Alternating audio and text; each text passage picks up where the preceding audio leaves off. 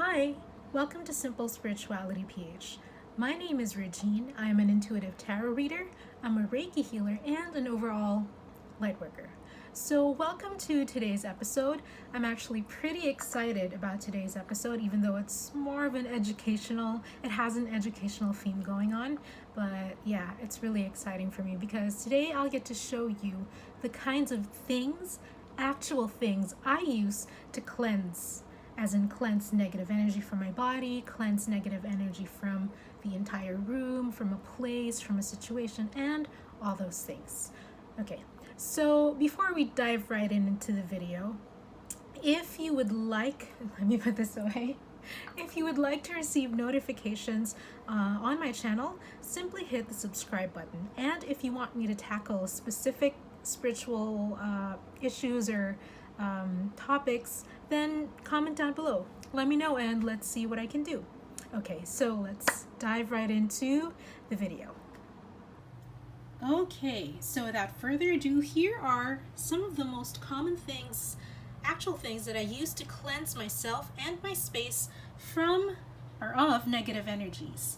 This doesn't apply to just your body, but it applies to everything possible, actually. A place, a person, a situation, and other stuff like that. Cleansing is important, or clearing yourself of negative energies is important because it's a very low vibration. Negativity is a low vibration. And again, in this world, like attracts like. So if you're feeling negative, if you have a low vibration, all the time, you are going to get bad experiences, negative experience, unsavory experiences almost 100% of the time. Well, actually 100% of the time. So let's dive right in. This, I know you see this quite often. I use it at the beginning of my videos. This is what you call a singing bowl, and it has a very high pitch for the higher chakras. It's the sound of the higher chakras, third eye chakra and above. So you do that, and you just go around the rim to amplify. And it's very intuitive. The way you know when you're already cleansed is by your intuition. Okay, there's no timer there. There's nothing that's going to tell you outright that, hey, you're already cleansed. But essentially and theoretically, the moment you hear the sound, and the sound hits you, the vibration of the sound hits you, it has already cleansed you. It has already cleared the space of negative energies. Now, this is good for big spaces, okay? This is good for large spaces or spaces where the room is tall or wide or big or both, or all of the above, because the sound travels to different areas of the room, places where you can't reach. So that's very good for that. And the person who I bought this from is actually my crystal provider. She sells these in different sounds, of course, because different sounds correspond to the different chakras of the body. You can also use this for your body. And for her, for my crystal provider, she uses it to cleanse the crystals before they are taken home by the people who buy them. So yeah, this is a seven metal singing bowl. But you can also find singing bowls made out of glass or even crystals. The most common ones, I think, are quartz singing bowls. Yeah. Now, going on to crystals, here are some of my crystals that I use to cleanse. These are what you call pendulums. Now, here I have a cloudy quartz crystal, but it's a white crystal. It's not that clear, but it's beautiful. I like all the little imperfections in it, and there are a couple of phantoms in it as well. So yeah, it's a beautiful piece. And this is what you call organite. Organite with a spiral. Spirals are very important because it indicates energy coming from the outside going in. It indicates transformation. So this one I used to clear spaces. I used to clear houses, rooms. I used this to douse my office at one point, actually, because I was feeling something funky going on. And when I consulted my spiritual dowsing mentor, she said that, yeah, there's something there. Just break it up with sound first, because it's quite big. And then when the sound is broken up, that's when you create the spiral, the portal for the entity to go home safely and soundly.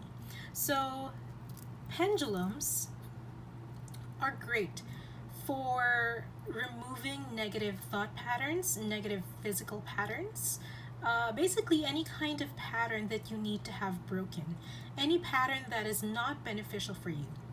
For example, let's say that as a child you were told by your parents, or you were told by your friends, or you're told by someone you know that money is difficult to come by, or money is very hard to earn, and that imprinted on you. Now, as an adult, you find that it's very difficult to earn money. Why? Because that pattern has been ingrained with you since that person told you about it. And what the pendulum does is it can break that thought pattern. It can destroy, dissolve, cut away from you that thought pattern. So I use the pendulum for those kinds of instances on me, and I also use it to infuse. Now, infusing means basically putting on, not putting on, basically, how do I say this? Basically, exactly that, infusing or incorporating good energy, good vibrations into you. So the good thing about the pendulum is after you've cleared something, let's say for example here I want to tell my pendulum, please clear my room of negative energy. So it's supposed to move to the left. I've programmed it to move to go on counterclockwise for clearing, as it is doing right now. Oh no. Pendulum counterclock. There we go. So there. So after I've done that for clearing, I ask the pendulum, please infuse good energy into my room. And then it's supposed to go in a clockwise version, which it is doing now. I'm not moving it, by the way. It'll move by itself. Don't worry about it. So there. That's one of the things that I use. Now, pendulums, you have to program them. Almost anything can be a pendulum, but you do have to program them to operate for the highest good and to not be biased, and to basically have an indicator for what is yes, what is no, what is clearing, and what is infusing. There. Next, the burning stuff. These two. This is what you call Palo Santo. Now, Palo Santo is old, dried wood that has been harvested from the ground, if I'm not mistaken. If I am, if I'm wrong, please do correct me. I gladly appreciate it. And as you can see, this one's a little burned off because I've already started on it. And for the other burning object, this is white sage. You don't use this for cooking, but it smells delightful. It smells amazing, and it's anti-mosquito, which is beneficial for us here in the Philippines, where I live, because the Philippines has a lot of water bodies, and it's a haven for mosquitoes and wrigglers. So this is really helpful. Now, what is the difference between the two? I get asked that a lot. People ask me, when do I burn sage? When do I burn Palo Santo, and when do I burn white sage? What I usually do is, if I feel like I just want to clear myself of the day, nothing negative really happened during the day, and I just want to basically clear myself, I just light this up and let swirl the bit of smoke around me, and that should do the trick. And if I feel like my room or myself needs a bit more like a more comprehensive kind of cleansing, I use sage. Now, my favorite is actually to do the sage first, smudge with the sage. As you can tell, I burn it all at once, but it usually just burns out by itself. If it continues to burn more, then that's usually an indicator that there's more things. There are more things that need to be cleansed. So just go with the burning of the sage. If it stops burning abruptly, that's fine. Most of the space is already cleared, but if it continues to burn for a little bit longer than what you expect, then just go with it. Just make sure to keep an eye on it so that the flakes and the fire don't, don't go in any direction, don't catch on to anything flammable. After burning this, I burn this next, because Palo Santo is also a great way to infuse good energy, to kind of maintain good energy. So yeah, the two are a great combo. And then I don't have it here, but I do have a bottle of pink Himalayan salt in my bathroom. And salt is a great instant negativity cleanser. So you're in the bath, you take a shower. As you start soaping yourself, you can actually pour on the Himalayan salt all over your body.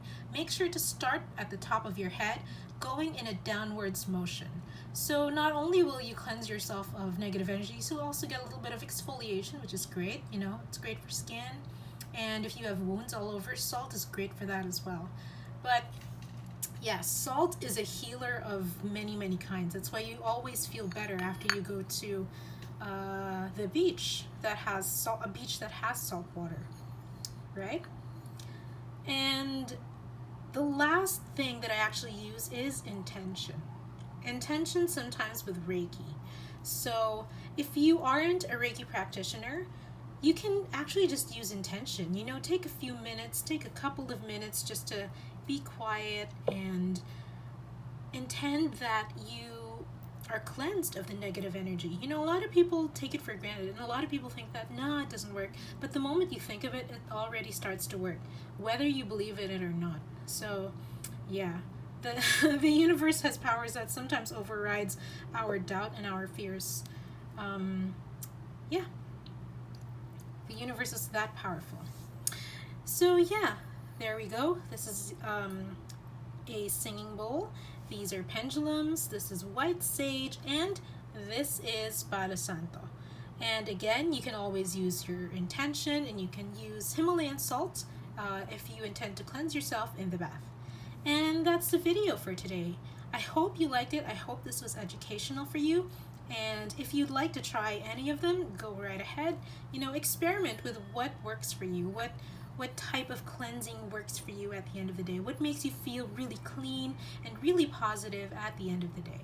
So if you do like this button, hit this button. If you do like this video, hit the like button. And if you have any comments or suggestions, simply write them down below. And if you want to get notified of all of my videos, simply hit the subscribe button. So thank you very much. I'll see you next time. Bye, guys.